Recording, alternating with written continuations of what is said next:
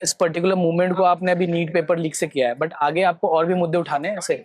हाँ, उठाएंगे सर, बिल्कुल। मेन तो ये है कि हम एक वो डेमोक्रेटिक स्पिरिट लोगों के अंदर ले आए ताकि लोग अपना बोलना सीखें। अल्टीमेटली लोगों को ही अपनी आवाज उठानी पड़ेगी कि भाई मेरी गली में ये मुद्दा है, कोई किसान का जो है उसको एमएसपी नहीं मिल रहा, अभी वहां पे आदिवासियों का वो चल रहा है कि वो चिता पे लेट गए हैं, उनके जमीन का मुद्दा है।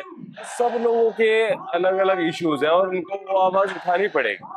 किसी जगह पे क्राइम ज्यादा है, कहीं पे चेन स्नैचिंग है ना, तो स्कूल में लिखवाते थे जैसे राइट अ लेटर, है ना, write a letter to the SHO telling him about crime. तो वो हमने बस स्कूल के और एग्जाम्स के लिए ही छोड़ दिया, हम उसको रियल में कभी करते ही नहीं। करना चाहिए ना। आगे बढ़ने से पहले कंपनी की क्लिप्स चैनल को सब्सक्राइब कर लीजिए, क्योंकि ऐसे बड़े बड़े एपिसोड्स के बहुत छोटे छोटे बाइट साइज इनसाइट्स हम लेके आते हैं कंपनी की क्लिप्स चैनल पे। तो career guidance, mentorship, even jobs के लिए कंपनी क्लिप्स को सब्सक्राइब कीजिए।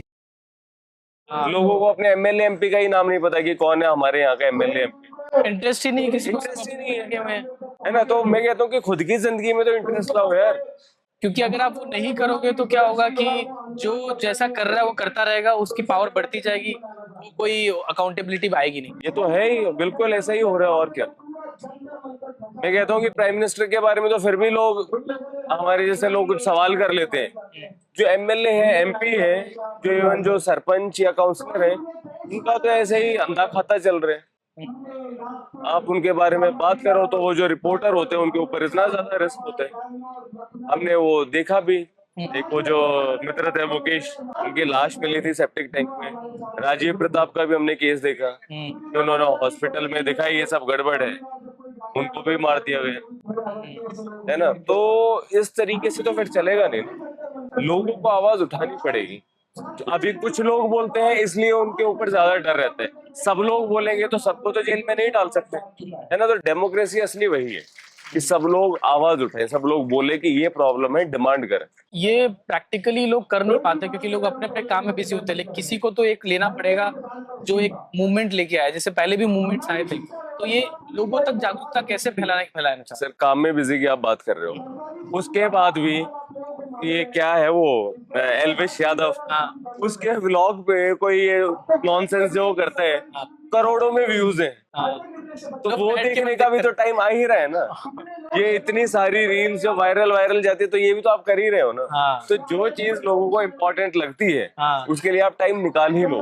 हाँ। अभी लेकिन लोगों के अंदर वो चेतना ही नहीं। क्योंकि हम भी पॉडकास्ट करते हैं, हमारा मकसद ये रहता है कि लोगों को जॉब्स मिल जाएगा ना, तो इंडिया अपने आप एम्पावर हो जाएगा। तो हम इसी मूवमेंट पे, हमारा खुद का जॉब बोर्ड भी है, हम जॉब्स दे रहे हैं। अच्छा, किस नाम से आपका? webhire.com है, तो इस पे हम जॉब्स देते हैं। तो हमारा गोल ही ये है कि लोगों को जॉब मिले, लोग खाली ना बैठे हो और अपने आप को बढ़िया कर पाए। लेकिन इसके लिए भी जो नीचे का सिस्टम वो तो सही होना चाहिए ना।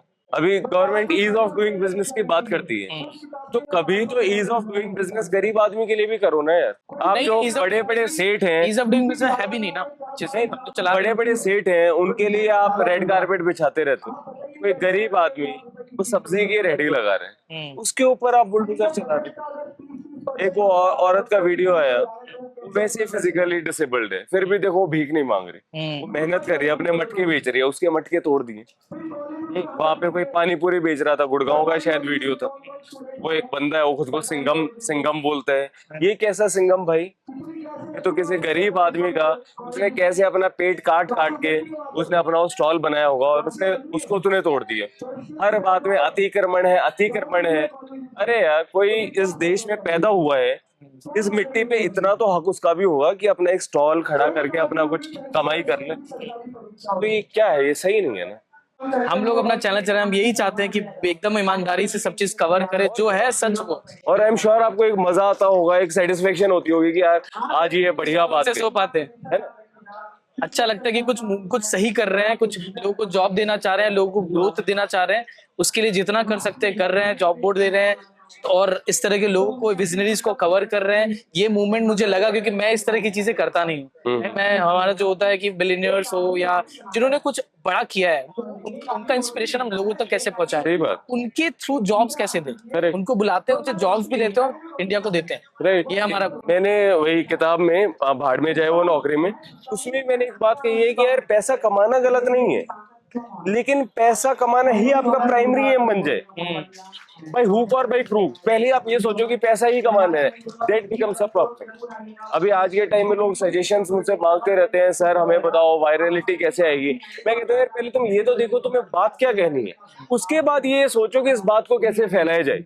ये भी एक वो बड़ा बात बोला आपने, वायरलिटी क्यों चाहिए? वायरलिटी जो जब अच्छा बात बोलोगे 10 लोग सुनेंगे, अपने आप आएगा। ठीक बात है। आपको वो गोल क्यों है, आपका काम आप किस लिए चालू कर रहे हो वो पहले क्लियर होना चाहिए। कोई फालतू की बात आप 1 मिलियन तक भी पहुंचा रहे हो, फायदा क्या है उसका, आप और कूड़ा ही डाल रहे हो। नहीं बिल्कुल सही है। यहाँ पे तो अभी हमने बहुत नॉइज हमने किया, लेकिन मैं आपके साथ तसल्ली से बैठना चाहूंगा अपने स्टूडियो में, ताकि क्योंकि बहुत सारे ऐसे टॉपिक्स हैं जो आपने मुझे बोले आज, जो एक्चुअली लोगों को हमें डिस्कशन करने की जरूरत है, लोगों को जानने की जरूरत है कि सोच सही करना जरूरी है, कचरा साफ करना मन से पहले सही जरूरी है।